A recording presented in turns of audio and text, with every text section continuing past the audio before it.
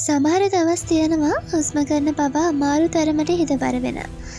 ජීවිතය හැමදේම වැරදෙනවා කියලා දැනෙන ඒ වගේ වෙහෙසකර මොහොතක තරුණියක් එදා ගුවන්තොටුපළේ වාඩි වෙලා ඉන්නවා. ඇයට ඕන වෙනවා ලෝකයේම හැංගිලා තනි වෙලා බිස්කට් එකක රස බලන ගමන් එයාගේම ලෝකයක අතරමං වෙන්න. ඇයගේ බෑගයෙන් ගත්ත බිස්කට් පැකට්ටුව ඇය අසලින් තියාගත්තේ ඒක ඇගේ විතරමයි කියලා හිතාගෙන. ඒත් ඒ නිහඬ බව බිඳුනේ ඇය කවදාවත් නොහිතපු විදියට. ඇය අසල හිටිය නන්නාඳුනන මිනිස්සෙක්. කිසිම අවසරයක් නැතුව ඇගේ පැකට්ටුවෙන් බිස්කට් එකක් ගන්නවා. ඇගේ හිත ඇතුලේ ලොකු කේන්තියක් පිළිකුලක් ඇති වෙනවා. ඇය ඔහු දෙස බැලුවේ ඉතාමත් අප්‍රසාදයෙන්. ඇය හිතුවා ඔහු අනුන්ගේ දේකට කරු නොකරන ආත්මාර්ථකාමී කෙනෙක් කියලා. ඔහු කිසිම අවසරයක් නැතුව ඇගේ බිස්කට් කද්දී ඇය ඔහුට ඇගේ හිතින් 10 වාරයක් බැනවදිනවා.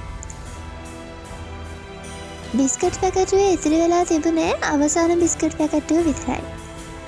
ඇය මහා වෛරයකින් බලා ඉන්නවා ඔහු ඒකට මොකද කරන්න කියලා. ඔහු ඉතාමත් මෘදු සිනහවකින් ඒ කුකී එක අතට ගන්නවා. පස්සේ ඒක හරියටම දෙකට කඩලා ඒ නඩක් ඇගේ අතේ තියනවා. ඇයට ඇගේ කේන්තිය පාලනය කරගන්න බැරි වෙනවා. වගේම දේ මට බෙදා දෙන තරම් ඔහු කවුද? ඇය කෝපයෙන් ඔහු දෙස බලනවා. ඔහු සිනාසෙමින් එතනින් පිටව යනවා.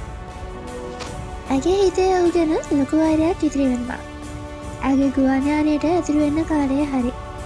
ඇය හරිම ආඩම්බරයෙන් ඇගේ බෑගය අත්තට ගන්නවා.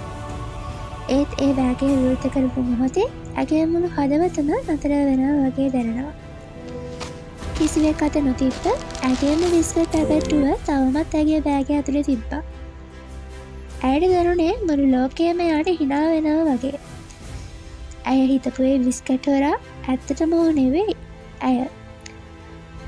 ඔහුගේම බිස්කට් පැකට්ටුව ඇයත් එක්ක බෙදා දුන්න ඒ මිනිස්සයා ඇගේ කෝපය ඉදිරියේ නිහඬවම hina වුණා. ඇගේ දවස් වලට කඳුළු පෙරනවා. ඇයට ඔහුට සමා වෙන්න කියන්න ඕන වෙනවා. ඒත් ඔහු දැන් බොහෝ ඈතට ගිහිල්ලා. ඇය ඔහු දෙස බැලුවේ කෝපයෙන්. ඒත් ඔහු ඇයට දුන්නේ හිනාවක්. සමහර සෙතේ ජීවිත කාලයටම අපේ හිතේ පසුතැවීමක් විතරක්ම ඉතිරි කරන්න පුළුවන්. ඉතින් කල්පනාවෙන් වැඩ කරන්න.